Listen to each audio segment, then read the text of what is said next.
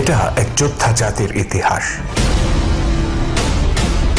এটা এক বিজয়ী জাতির ইতিহাস, এটা মৃত্যু ভয়হীন এক দুর্ধর্ষ জাতির ইতিহাস, এটা খেজুর তলায় বসে দুনিয়া শাসন করা জাতির ইতিহাস।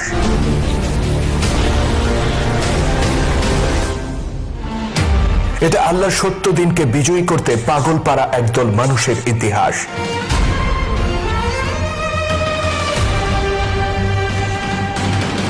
এটা এক ঘর ছাড়া জাতির ইতিহাস, যারা পৃথিবীর প্রতিটি কোণে ন্যায় আর সুবিচার প্রতিষ্ঠার মহান মিশন নিয়ে ছড়িয়ে পড়েছিল দিকে দিকে, যাদের উত্থান ঘটেছিল জাহিলিয়াতের অন্ধকারে নিমজ্জিত আরব ভূমি থেকে, অথচ প্রজ্বলিত সূর্যের মতো তারা আলোকিত করেছিল সারা পৃথিবীকে।